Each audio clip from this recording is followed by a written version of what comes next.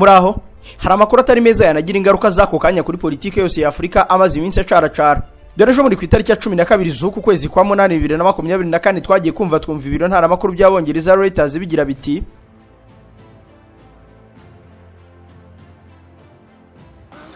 abatavuga rumwe n'ubutegetsi muri Tanzania baratangaza ko kuri uyu wa mbere abayobozi bakuru babo n'amagana y'ababashyigikiye bafunzwe.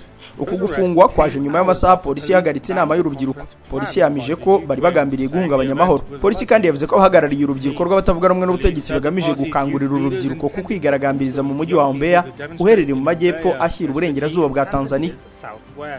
Birashoboka ko utahita wumva impamvu tuvuga ko iyo nkuru ishobora gusenya byinshi muri Afrika. Gusa banza wumve nibi ahasigaye mu kanya uzumenye ibyahari utaramenya. Ibi byo byabaye mu ntangiriro z'uyu mwaka ku itariki ya 25 z'ukwa mbere kwa 2024. Amagana y'abashyigikiye ishyaka rikuru ritavuga rumwe n'ubutegetsi rya Chadema biroshye mu mihanda ya Dar es Salaam bakora imyigaragambyo itari bwigere ibaho mu gihe cy'imyaka 7 ishize. Mbere yaho ugomba kumenya gikomeye nuko kuva President John Pombe Joseph Magufuli yapfa mu rupfu rw'amayobera nkamwe yanditswe mu gitabo Voynich manuscript kuva mu 1404 kugeza none imyaka 620 irashize abahanga bose batarabasha gusemura ibyanditswe muri iki gitabo bizwi ko kirimo amabanga ariko no kumenya ururimi cyanditswemo uwacyanditse ibirimo ndetse n'impamvu yabyo byakomeje gushobera abanyabwenge bose uretse guhuzahuza ibimenyetso nkuko natwe twashoboye ku rupfu rwa Magufuli tugahuzahuza ibimenyetso muri bya biganiro bibiri twabagejejeho ngo dutendere ibirari iby'urupfu rwe. Gusa nyine kuva ku itariki ya 17 z'ukwezi kwa gatatu mu 2021 apfuye kugeza none igihugu cya Tanzania kiri guhura n'amakuba ya politike. Ku buryo butuganira igihuhusi cy'imyigaragambyo y'urubyiruko ruzwi nka Generation Z nyuma yo guhera muri Kenya, Nigeria, muri Uganda. Ubu rwose urubyiruko rwa Tanzania narwo rwatangiye kwibumbabumbira mu matsinda y'imyigaragambyo ishobora guhungabanya ibihugu byinshi bya Afrika. Niko bimeze kandi nkuko ariyo nteruro twatangiriyeho guhungabana kwa Tanzania bisobanuye guhungabana kwa Afrika yose. Ubundi bakubwira ko iyo Tanzania irwaye ibicurane Afrika yitsamura. Tanzania yarwara ibihugu hafi ya byose bya Afrika bikajya gushaka imiti yo kwivuza.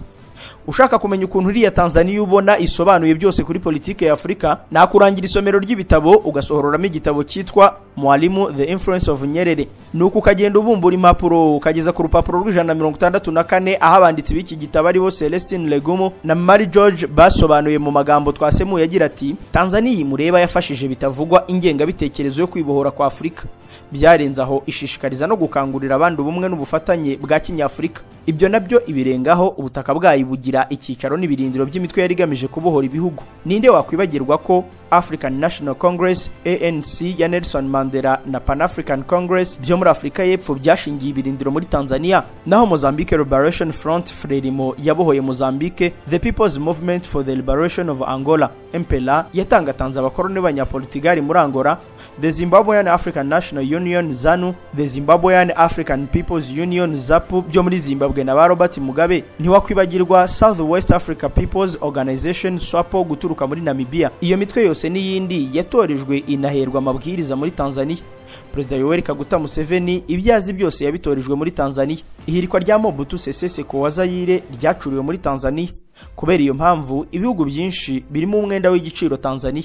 Ibyo bisobanuye ko politike y'ibihugu byinshi utibagiwe n'u Rwanda biturutse mu byiswa amasezerano ya Arusha ku buryo hari n'indege yari koroje imaze gukorozwa ivuye Arusha rushingiye ku musingi wa Tanzania. Rero ubutuganira iki gihugu kiri kunyura mu nzira y'umusaraba gisangiye n'ibindi irimo ibizazane bya politike ku buryo urubyiruko rumaze iminsi rwijujuta runagaragaza ko rugomba gushwambaguzanya n'ubutegetsi bwa mukecuru Samia Suluhu nkuko n'ahandi urubyiruko rw'amaraso ashyushye ruri kwigamba kujya mu mitsi y'abanyapolitike. Ikindi abatavuga rumwe n'ubutegetsi muri Tanzania bariye karungu baragaragaza ko nta kindi uretse guhangana mu nzira z'amahoro byabana ngombwa bikajyamo no gutana mu mitwe kandi ibingo nibyo bigomba kwimirizwa imbere. Ni mu gihe nkuko duherutse kubyitsaho imyenda y'ihungabana ry'ubukungu rishingiye ku makosa y'ubutegetsi bwasimbuye Magufuli nayo iri guteza ibyago muri iki gihugu. Hirya gato hakaba ko iki gihugu kijanditse mu ntambara ya M23 na leta ya Republika Demokarasi ya Kongo, abandi badatinya kujujura kurimo abanyembaraga babandi barenze ukwemera ku buryo ko byijandikamo nabyo bitabura kugukururira ibyago byo gupfusha imbyeyi nkuko Kimenyi umwami w'Igisaka yabwiye umugore wati twagize ibyago twembi, Ruganzu yapfuye yicwa n'abahigi batari bazi ko ari we, none dore indorano nguhaye ingoma yanjye rukurura ni wowe uzayima.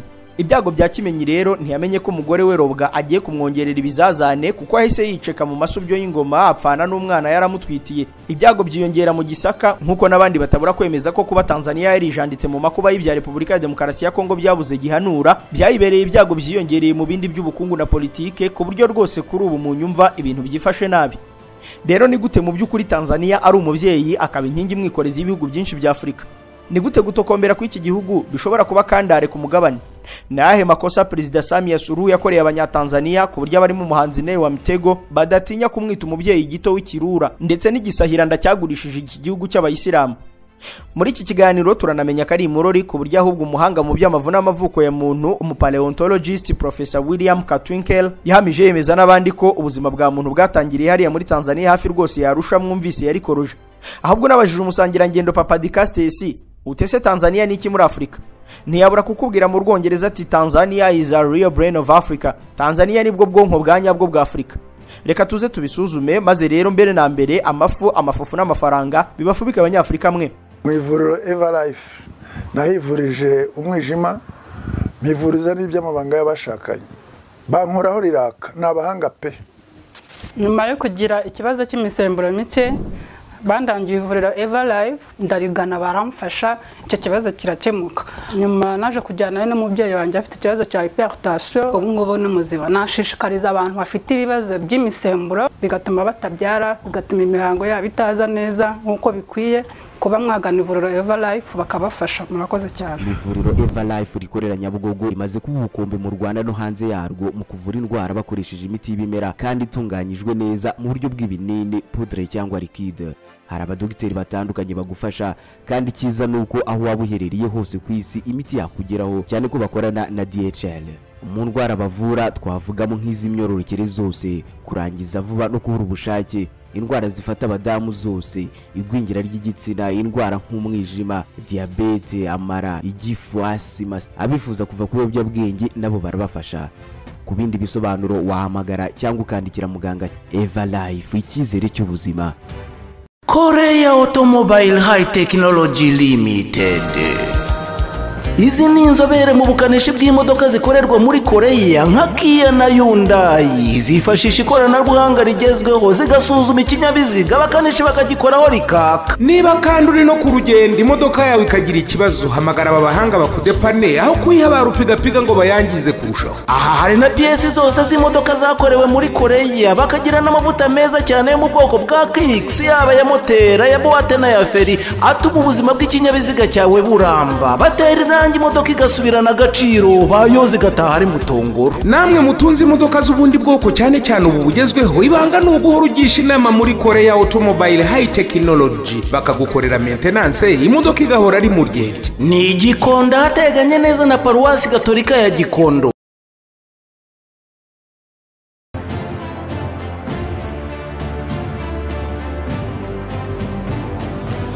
Ya Tanzania nibibazo irimo wabigeraho ubanje gutambuka mu ncamake y'amateka yayo. Ubundi Tanzania ni igihugu cyitwa United Republic of Tanzania, Leta zunze ubumwe za Tanzania. Iyi Tanzania iherereye mu burengerazuba bushyira amajyepfo ya Afrika, igakora ku nyanja y'Abahinde ku cyambu cya Dar es Salaam. Igice kinini cy'ubutaka bwa Zanzibar cyo gikora ku nyanja y'Abahinde. Ni ku buso bwa kilometero kare 1947 na 303. Iki gihugu kikaba kinini ku buryo gikubye inshuro hafi 36 ru Rwanda.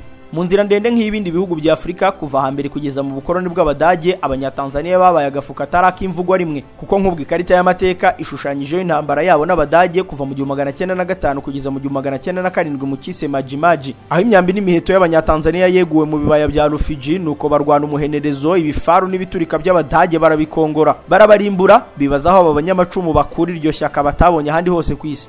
Nkuko uzabisanga mu nyandiko abashakashatsi ba Memorial Gate Trust bise African Participants in the Second World War, ngo Abongereza nibo bantu ba mbere bo gushimira abanyatanzania ku byo babakoreye mu ntambara ya kabiri y'isi. Mu ntambara ya kabiri y'isi abanyatanzania batabaye ibihugu by'i Burayi cyane cyane Ubwongereza. Nk'ubwo abanyatanzania bagera ku bihumbi 100 barwanye n'Abataliyani hafi y'inyanja y'Abahinde muri Somalia bari gufasha Abongereza bari bamerewe nabi na Benito Mussolini w'Ubutaliyani. Intambara ijya kurangira hagati y'1944 n'45 ubwo igihugu cy'Ubuyapani cyendaga guheza umwuka Abongereza, Abashinwa n'Abanyamerika mu bice bya Aziya. Nabwo Ubwongereza bwongeye kwitabaza abanyatanzania n'abandi bake mu Banyafrika, maze bahangana mu bitero byamamaye nka Bama campaign, kugeza ibigango by'abanyatanzania bigobotse. Gusa cy'Abongereza babahembye byabaye kubakoroniza basimbuye Abadage. Abongereza barabakanze iminsi ijyana ibyishimo kugeza hadutse umwarimu wabadutse akavuga ko ako gasomborotso k'i London na Birmingham agahararutswe. hari mu 1954 ubwo umwarimu washiririye n'ikibatsi cyo gukunda Afrika no kuyirwanirira Julius Kambarage Nyerere yashingaga icyama yise Tanganyika African National Union TANU, maze abanyatanzania ubwo yitwaga Tanganyika bamujya inyuma mu burakari badobereza abongereza mu nzira zose. Imyaka 7 ijya gushira abongereza bemeye gutaha. Hari ku itariki ya 9 z'ukwa 12 ku 1961 ubwo Tanganyika yacigatiraga ubwigenge bwayo. Mwarimu Julius Kambarage Nyerere yahise aba perezida wayo wa mbere.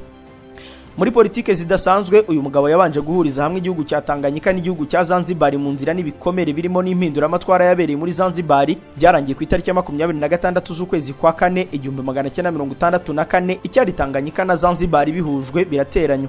Nuko inyuguti 3 zibanza kuri Tanganyika arizo TAN ziteranywaho 3 zibanza kuri Zanzibar arizo ZAN bongeraho I na A, zose ziboneka mu mazina yombi habavutse Tanzania gutyo. Cyabaye igihugu cyunze ubumwe Jamhuri ya Muungano wa Tanzania, Leta Zunze Ubumwe za Tanzania. Ubu kabundi mwihari kutazigera ubona ku bindi bihugu bya Afrika kuko uretse no kwiyunga ahubwo no kunganirana babikoresha ibiturika. Nagahinda ye.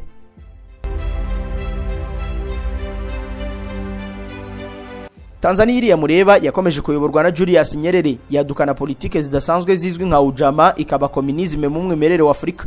Iki gihugu cya Tanzania birazwi ko ari cyo icyo gihe cyadukanye igitekerezo cyo gushinga umuryango wunze ubumwe wa Afrika ndetse na Afrika y'Iburasirazuba. Nyuma yuko politike za Nyerere zinaniranye kuzishyira mu bikorwa bikanga kandi abashyigikiye kapitalisme bakamumwamwanya, byarangiye abaye umugabo mu butwari butigeze bukorwa n'undi nkawe muri ibyo bihe yewe n'ubu, maze yemera kwegura ntawe bimuhatiye mu 1985 nyuma yo kuyobora imyaka 24. Ni mu gihe abandi ba president barahiraga ko uretse urusaku rw'imbunda na za kudeta ngo nta kindi cyari kubahagurutsa mu ntebe. Kuva mu 1985 kugeza mu 1995 imyaka 10 Tanzania yari iyobowe na Ali Hassan Mwinyi, umusaza wazanye imikorere mishya kandi afatanya na Nyerere utarivangaga mu kazi ke ariko akamufasha kubiba ikinyabupfura cya politike mu banyatanzania. Byarangiye nawe rwose nyuma ya manda 2 yigendeye mu mahoro asimburwa na Benjamin William Mkapa waturutse mu 1995 ageza mu 2005, nawe manda 2 zibaze neza. Nuko asubirirwa na President Jakaya Mrisho Kikwete nawe rwose manda 2 z'imyaka 5 kuva mu 2005 kugeza 2015 ubwo yasimburwaga na Dr. John Pombe Joseph Magufuli wategetse manda ya mbere akayigeza mu 2020 agatorerwa manda ya kabiri, ariko urupfu rukamwiba atarumva ibyiza byose byo gutegeka imyaka 10 nk'abandi. Ariko nanone mu kinyabupfura cya politike kirangwa muri Tanzania, Vice President we Madame Samia Suluhu Hassan rwose baramuretse ngo arangize ikiringo cya manda ya Magufuli, mu gihe abandi bumvaga ko hataburi igihubutsi gishobora guturumbuka kikemeza ko ubutegetsi kibushimuse ku gitsure cy'imbaraga. Ibyo rero bikaba handi kuko mu gihe muri Tanzania tubonye ukuntu aba president bagiye bashorerana ku murongo ugororotse, hari ibindi bihugu bitarabona na rimwe president wabo ajyaho mu nzira zitwa peaceful transition. Muri science politique bigasobanurwa ko habaye amatora nuko president usoje manda akagenda mu mudendezo umusimbuye nawe akaza mu wundi. Iri jambo peaceful transition nta na rimwe rirashyirwa mu bikorwa mu bihugu nk'u Rwanda na Uganda, gusa wenda nta rirarenga kuko umwanditsi Mose yanditse mu gitabo cy'itangiriro mu gice cya 21 ngo umukecuru rukukuri imyaka 90 kitwa Sara no mugabo we umukambwe Aburahamu y'imyaka 100 barashyize babona urubyaro nyuma yo gutegereza igihe kirekire, nuko agahunga Isaka karavuka. None ko muri Tanzania twabonye ko ibintu byari munange byaje kuvukamo imishyamirano gute? Skyline Consultancy and Engineering Limited ni kampani y'ubwubatsi izobereye mu gukora ibishushanyo by'inzu by'ubwoko butandukanye. Turi abahanga mu byo dukora, sugupapira. Tugufasha gukora inyigo y'umushinga w'ubwubatsi, tukanagufasha kubaka. Ukeneye inzu cyangwa ibibanza bigurishwa, ntuzuyaze kuduhamagara. Niba ufite inzu yatewe na humidite cyangwa inyubako igeretse wameneye dare hejuru ariko ikabiva, hehe no kubyihererana, tugane tugufashe. Turwanya humidite mu nyubako yawe, tukanakora waterproofing hejuru kuri dare cyangwa muri piscine. Sibyo gusa, dukorana interior design mu nyubako yawe tukayiryoshya ku buryo bukunyuze. Niba kandi ukeneye gukata ibibanza mu butaka bwawe cyangwa gukoresha fiche cadastral, tugane tubigufashemo. Wizuyaza dusangaho dukorera mu mujyi wa Kigali ahahoze Kore Berge muri Norsken ku muhanda KN1. Wanaduhamagara kandi kuri 07 88 44 70 22. Skyline Consultants Engineering Limited, kubaka ibiramba niyo ntego yacu. Ababyibuka mu kiganiro cy'itariki ya 24 z'ukwezi kwa 6 kwa 2024 tuvuga ku rupfu rw'amanzaganya rwa Magufuli, twagarutse gato ku ngoma ye wamusimbuye Madame Samia Suluhu Hassan. tuvuga uko yazanye uwari minisitiri w'intebe w'Ubwongereza bwana Tony Blair ngo abe umujyanama we ndetse akanamugira ambasaderi ngo wa Tanzania ushinzwe kuyamamaza.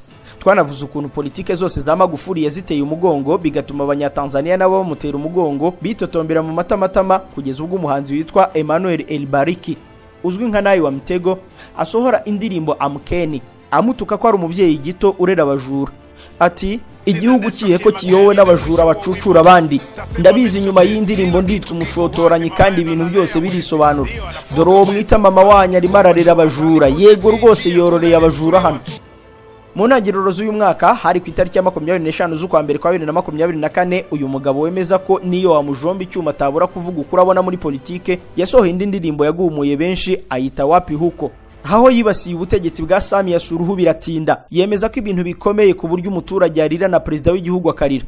Mbega ngo igihugu cyabuze kivurira, ngo ubutegetsi buracumbagira ku buryo umujura bazwi ariko leta igatinya kumufunga, ngo igitangaje ibiribwa birahenze ariko inzoga zirahendutse cyane. Mu yandi magambo abanyatanzania barasa n'abatishimiye perezida wabo, dore ko bibuka icyanga cyo gutegekwa na Magufuli bakabona ni nko kumara kunywa ubuki ukajya ku gikatsi. Ushaka kumenya ikintu nyamukuru perezida Samia Suluhu Hassan yapfuye n'abanyatanzania wakibonera mu nkuru imwe rudori. Hari ku cyumweru tariki ya 22 z'ukwezi kwa 10 kwa 2023 ubwo perezida Samia Suluhu yakoraga ibyo abandi bise kugurisha umutungo w'agaciro karusha kandi muri Tanzania. Ku munsi wakurikiyeho ikinyamakuru Africa News cyahise kibisobanura neza kiti ku cyumweru ubuyobozi bwo muri Tanzania bushinzwe ibyambu bwasinye amasezerano y'imyaka 30 na kampani yo muri Dubai yitwa DP World. Aya masezerano ari mu moko atatu yasinyiwe imbere ya perezida wa Tanzania Samia Suluhu Hassan, wavuga ko yizeye ko aya masezerano agiye gutumbagiza ihererekanya n'imihahirane yabo n'ibihugu bituranye bidakora ku nyanja. Ku munsi wakurikiye iki gikorwa muri Tanzania igikuba cyaracitse bituma rubanda biroha mu mihanda bamagana iki gikorwa bitaga kugurisha ubutunzi bw'ibanze bw'igihugu n'abayisilamu kuko nyine DP World ari yabo. Icyo gihe ibinyamakuru birimo Financial Times na WNN Africa byasohoye inkuru biti DP World in Tanzania Port Management Deal Sparks Protest, umushinga wo gucungera icyambu wakongeje imyigaragambyo. Ubanza umenye ko DP World y'Abarabu yishyuye miliyoni 250 z'amadolari mu gihe cy'imyaka 30 ikazaba ari igenzura nka chef urujya n'uruza ku byambu byihariye bya Tanzania. Abahanga mu by'amazi n'ibiyashingiyeho bakwemeza ko hafu ubuzima bw'igice cy'abanyatanzania bushingiye ku byambu. Dr. Aife Okafole Yawood azi cyane ibigendanye n'amazi yo ku isi n'umumaro wayo kuko yigisha ubumenyi bw'isi n'iterambere rirambye muri kaminuza ya Scotland yitwa St Andrews. Uyu mudamu yemeje ko abanyatanzania bafite ubwoba butarabaho kubera igurishwa ry'ibyambo bya Tanzania kuko ubuzima hafi ya bwose bw'igice kinini cya Tanzania bushingiye ku mazi y'inyanja y'Abahinde. Abisobanurira ikinyamakuru cy'Abashinwa CGTN yagize ati If you look at Tanzania and iyo urebye Tanzania usobanukirwa ko iyo bigeze ku bijyanye n'inyanja ndetse n'ubukungu hejuru ya 5.3% by'imirimo yose iva ku bukerarugendo bushingiye ku nyanja n'ibisata biyishingiyeho. Iyi ikaba imibare yo mu 2021. None iyo bigeze ku burobyi abarenga 200,000 bahita byako kanya babona akazi. Miliyoni 4 bashingikirije ubuzima bwabo kuri ubwo burobyi.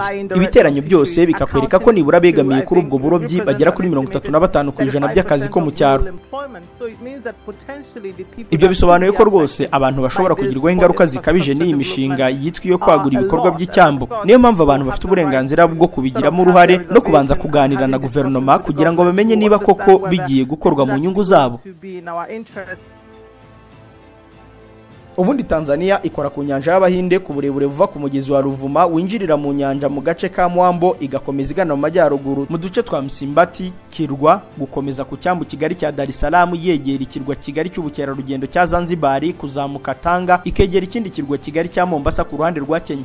Ubwo n'uburebure bwa kilometero 1424 bigasobanura byako kanya ko abaturage bo mu gice cy'uburasirazuba bwa Tanzania bagirira inyungu byako kanya ku bikorwa by'inyanja mu gihe abasigaye nabo babishingiraho nko mu bucuruzi bw'amafi. Gushyira ubugenzuzi mu kigo cy'amahanga bisobanuye ko aricyo kizajya gishyiraho amategeko n'amabwiriza. Ibi ni ukuri ndetse dufatiye ku byo Dr. Aife Okafole Yawood yatubwiye, dusanga gutinyuka gutanga igikorwa remezo ku mpamvu zo kukigurisha ngo kijye mu bugenzuzi bw'abandi bitera igihombo. Uretse no kukigurisha tuzi ibihugu biri mu kangaratete ko kwamburwa ibyambo byabyo kuko babitanzeyo ingwate ku Bashinwa ubu bakaba baramaze gusa n'ababifatira. Ushobora kumirwa usomye inkuru ikubwira ko mu 2018 Abashinwa bari baramaze kwitwarira hafi bya burundu ibyambo 20 ku isi kubera inguzanyo bahaye ibihugu bigatinda kuzishyura. Ni inkuru China acquired over 20 ports around the world in 2018 after indebting countries. Hano bahishuye ko hafi igihugu cya Kenya nyuma yo gufata miliyari 500 z'amashiringi yabo ubu ngo Abashinwa bareba icyambu cy'amabengeza cya Mombasa bakarabya indimi. dore rwose ntiwirirwa ubaza imwe mu mpamvu igihugu cya Kenya gitindahaye byo gutuma urubyiruko rurakara bituruka ko leta yashatse kongera imisoro kugira ngo irebe ko yakwishyura abashinwa batagwatira Mombasa, ariko nyine byaranze. Generation Z nyine yarahagurutse. Nawe igihugu cya Djibouti ibyambo byacyo nka Tajura, Dolale na Gubeti nabyo biri guhwaniramo. Ibaze niba ibindi bibura ubugenzuzi kubera kubigwatiriza, noneho kubigurisha cyangwa kubigwatiriza kuri miliyoni 250 z'idolari di. Mwibutse ko no mu bindi bihugu bya Afrika abategetsi baragenda bakagwatiriza imitungo y'agaciro k'amafaranga menshi, ariko bakaryumaho imisoro yose n'ibiyivamo bikajya byijyanirwa n'amahanga biturutse ku dufaranga tw'amabwabwa baba barafashe bemeza ko ngo tugiye kuzana impinduka n'irindi terambere ridasanzwe. Ibi ni nako Madame Suruhu yabikoze aho yemezaga ko ngo imihahiranire n'ibihugu bidakora ku nyanja izahita izamuka. Abanyatanzania batese iyo mihahiranire nizamuka ku bindi bihugu twebwe tuzabyungukamo gute? Uko ni nako Kenya yafashe umwenda w'abashinwa ikagwatiriza Mombasa ngo igiye kubaka umuhanda wa gari ya moshi witwa Standard Gauge Railway, nyamara wicaye neza ukareba inyungu ziwuvamo uzigereranyije n'icyambu cyose cya Mombasa bagwatirije, amarira yakumanuka mu maso.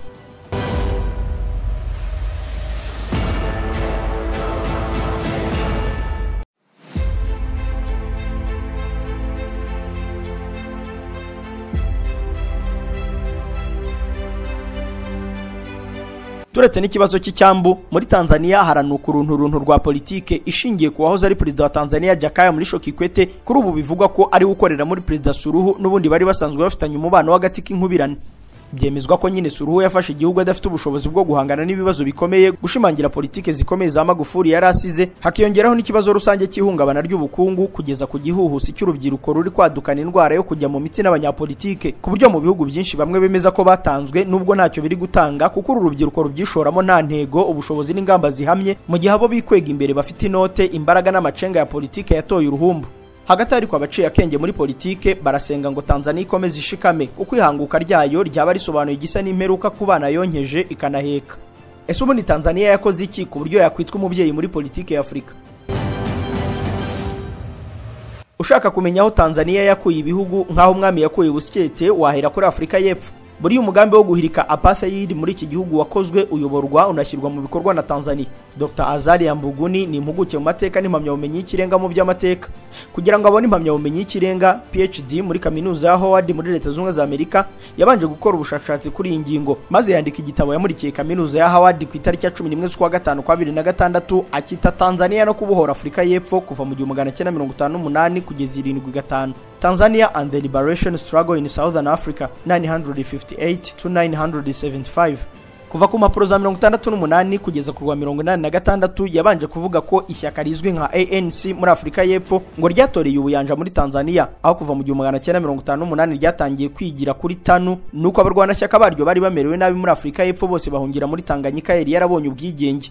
Muri kaminuza Dar es Salaam ngo niho abanyatanzania bigishirije ubucurabwenge bwose abirabura bo muri ANC uko bazajegeza abazungu, ahubwo ku buryo bwatunguye isi yose. Ahayinga mu 1962 Tanzania cyabaye igihugu cya mbere cya Afrika gifatiye abazungu ibihano. Tanzania yavuze ko ifatiye ubuyobozi bw'abazungu muri Afrika y'Epfo ibihano byo kutazagira umutegetsi n'umuzungu n'umwe uva muri icyo gihugu ngo ahinguke muri Tanganyika. Ni nako byagenze mu bucuruzi, ubwo yemezaga ko itazongera gukorana nabo ubucuruzi ubwo ari bwo bwose.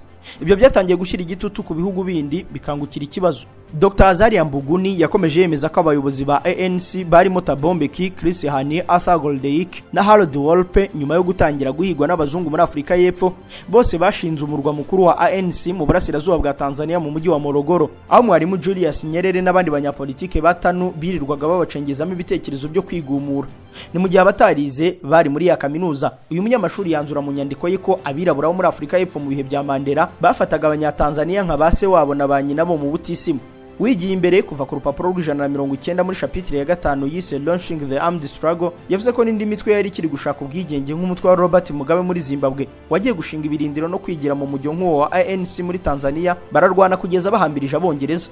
Ni nako byagenze mu 1962 ubwo umugabo Samora Machel wamenyekanye muri Mozambique muri uwo mwaka yashingaga icyama yise Frelimo, atangira kubyinisha muzunga abanyaportugali bari baratwaye ubunyago igihugu cye, nawe birumvikana ko yagiye kurahura muri Tanzania. Ahubwo kuri iyi ngingo abategetsi ba Tanzania bari inshuti n'abashinwa hamwe n'abasoviete bashabikiye Machel maze bamucigatiza imbunda kimwe na Mugabe barwana uwo muhenerezo.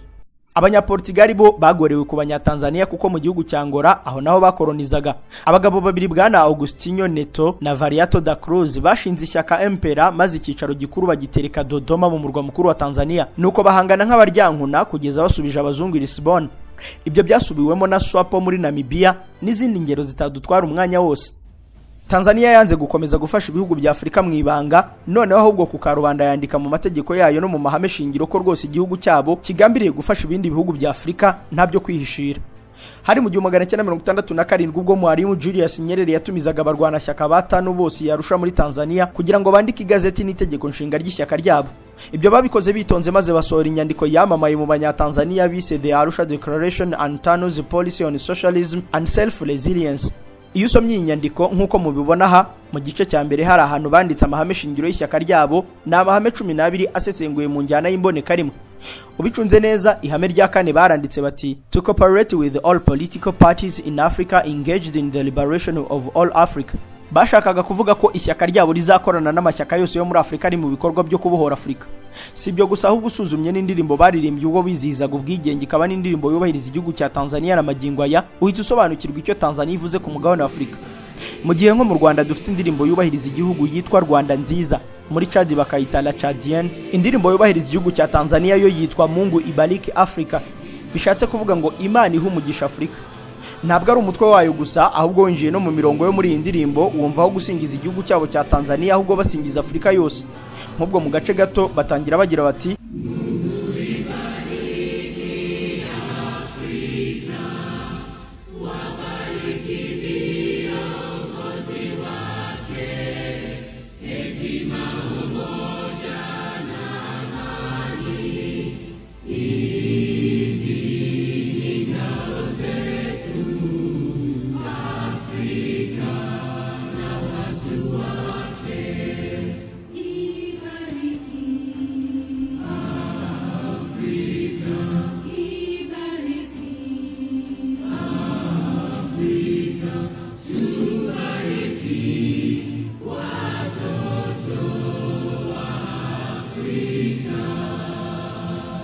aho baririmbaga bati Imana ihe umugisha Afrika, umugisha abayobozi bayo, ubwenge, ubumwe n'amahoro, izi nizo ngabo zacu. Afrika n'abantu bayo, umugisha Afrika, umugisha abana bayo.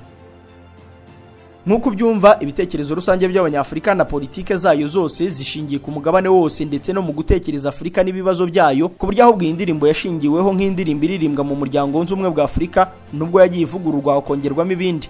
Ahubwo ibihugu byose Tanzania yafashije kugera ku bwigenge bikoresha indirimbo nk'indirimbo yubahiriza ibihugu byabo. Niko bimeze muri Zambia, Namibia, Zimbabwe no muri Afrika y'Epfo bamaze kugera ku bwigenge no gutsinda apartheid mu 1994 batangiye kuyiririmba.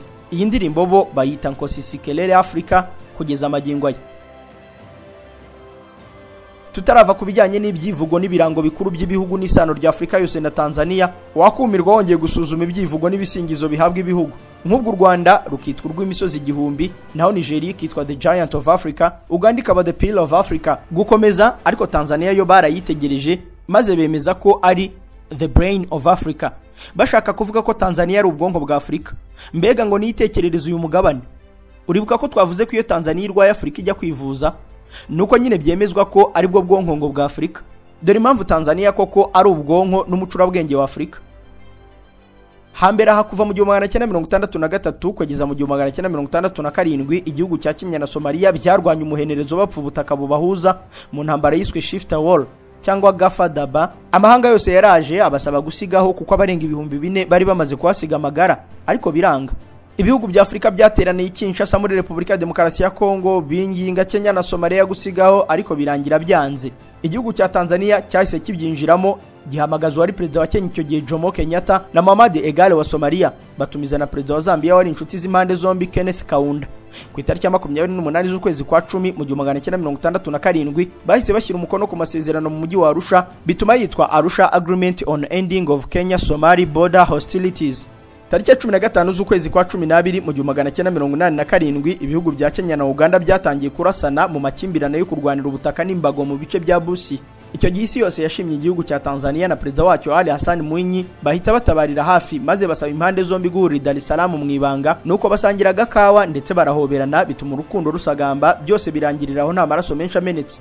Ukivuga igihugu cya Tanzania ukabihuza na President Mzee Kaguta Museveni, ako kanya Tanzania yongera guhuzwa n'urugendo rwe rwose mu bya politiki. Ubwo Museveni yari insoresore y'amashagaga n'intego nk'iza benshi muri mwe mu 1967 akirangiza amashuri yisumbuye kuri Ntare High School, yahise yerekeza muri Tanzania muri kaminuza ya Dar es Salaam nuko yiyemeza kwiga ubukungu na politike, economics and political science. Akihagera yahasanze abihanduza 10 barimo batozwa nk'uko twabibonye, acakirana n'abanyafrika y'epfo bari barariye karungu, abanyazimbabwe, abanyangora, abanyazambia n'abanyanamibia, nuko ahita atangira kwigishwa n'umujejeta bumenyi Walter Anton Redden. Uyu munyagayana mu mwibuke mu gitabo cyashavuje abazungu How Europe Underdeveloped Africa. Nuko Museveni yigishwa ubuheza nguni biratinda birangira asubiye muri Uganda, ariko amashagaga ye atuma ananiranwa na Perezida Apollo Milton Obote. Yongera gusubira muri Tanzania aho yashingiye imitwe yo kurwana kugeza afasha ubutegetsi, aza no gutuma abandi nka Fred Gisa Rwigema na Paul Kagame nabo bakopeza umuvuno wo kwivuna w'ibyo nabo basubiyemo bikagenda nk'uko mubizi. Tukivuga ibyo muzi n'ibyo bya Paul Kagame kuri ubu perezida w'u Rwanda na Fred Rwigema, abibuka muribuka ko mu 1990 rwari rwambikanyeho FPR na leta y'u Rwanda icyo gihe batangiye kohererezanya ibishashi by'imiriro. Rwabuze gica amahanga yose arakanaguzwa kugeza cya gihugu twakomeje kugarukaho kibyinjiyemo gihamagaza impande zombi ngo cyumve neza igituma bavishanya amaraso kandi ari bamwe. Impande zose zitabye Tanzania nuko ibibazo biracocwa bemeranya ko bagiye gutura bakagabana ubutegetsi bwa leta ya Habyarimana na FPR buri wese akagira icyo afata ku mugati w'ubutegetsi. Hari ku itariki ya 4 z'ukwezi kwa 8 mu 1993 ubwo ibyo twese twumvise bya Arusha Accord cyangwa Arusha Peace Accord byarambikwagaho ibiganza, aho perezida wa Tanzania Ali Hassan Mwinyi niwe wari umusangizo w'amagambo icyarimwe n'umuvunyi mukuru. Gusa perezida Museveni na Melchior Ndadaye y'u Burundi bari batumiwe nk'indorerezi. Ibyo wabisanga ku rupapuro rwa 4 rw'ubu bwumvikane. Nubwo ibyanditswe bitagezweho biturutse ku ihanurwa ry'indege y'ori perezida, ariko nyuma ya jenoside yakorewe abatutsi ibyari byumvikanyweho impande zombi zari zisigaye zagerageje kubishyira mu bikorwa, ahubwo ako kanya Tanzania ihita ibikicaro cyo gucisha akanyafu kubashatse gukinira ku magara y'abandi. Uko ni ku rukiko mpuzamahanga mpanabyaha rwashyira u Rwanda rwagiye gukorera Arusha muri Tanzania rumaze gushyirwaho n'umuryango w'abibumbye, maze amahoro yongera guhinda mu Banyarwanda. Urwo ruhare rwo guhindisha amahoro mu Rwanda biturutse muri Tanzania byongeye guhuhwa n'akayaga kerekeza mu bisagara bya Ngozi, Kirundo, Bujumbura n'ahandi hava ya mikeke Perezida Ndayishimiye yavuze. Nuko rero abashinga ntahe nabo bibonera ibyiza byo muri Tanzania gutyo. Nukuri da buri igihugu cya Tanzania nicyo cyahaye igihugu cy'u Burundi inyishyu y'ikibazo cy'amoko n'amacakubiri avanzemo na jenoside, ubwicanyi n'andi mabi yabaye muri iki gihugu kuva cyabona ubwigenge.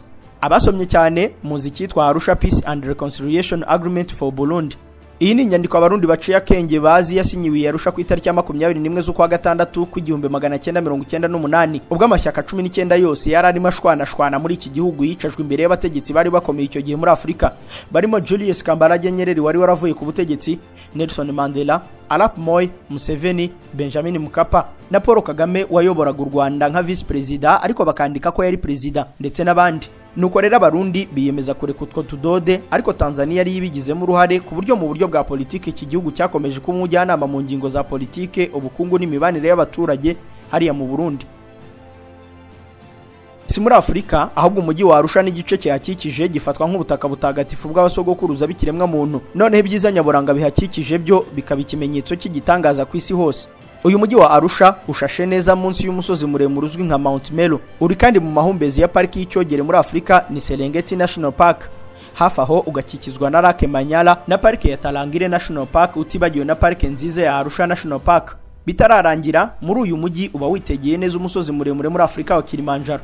Hari ikindi gikomeye ku butaka bwa Arusha. Abahanga mu bisigaratongo bemeza ko hafi aho mu gace kiswe Old Way Gog ngo ariho havumbuwe ibisigazwa by'umuntu wa mbere wari warabayeho akatubanziriza twese. Ni mwizinga rishashe nk'umusambi ku buso buryoheye amaso bwa Ngorongoro Conservation Area, aho UNESCO n'isi biraharinda nk'umutungo w'isi muri rusange. No kuvuga ko aho hantu hemezwa ko ariho ubuzima bwatangiriye kuri iyi si. Kubera iyo mpamvu ubu butaka bwa Arusha buratagatifujwe. Ubwo Arusha kandi niho hateretse icyicaro cy'umuryango wa Afrika y'Uburasirazuba, East African Community, ni naho kandi hashinzwe rwa rukiko twavuze rwaciye imanza za jenoside yakorewe abatutsi mu 1994, aho rwasigariweho n'icyitwa International Residual Mechanism for Criminal Tribunals. Muri uyu mujyi habarizwa n'urukiko rwa Afrika rushinzwe kuburanisha ibyaha byibasira inyoko muntu, The African Court on Human and People's Rights. Inama mpuzamahanga zitezweho guhindura byinshi muri Afrika cyangwa ku isi zitumirizwa i Arusha kubera ibyo byose tugarutseho.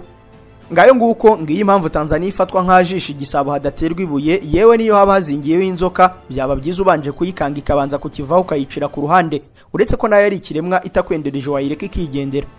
Dusoza rero, muri iki cyumweru havuzwe cyane inama y'urubyiruko n'imigumuko y'ishyaka ritavuga rumwe n'ubutegetsi ryitwa Chadema. Iri rikaba ritumvikana na Chama cha Mapinduzi, rikaba rivuga ko ubutegetsi bwa Samia Suluhu Hassan bukamba igihe kikaba kigeze kugira ngo yigendere.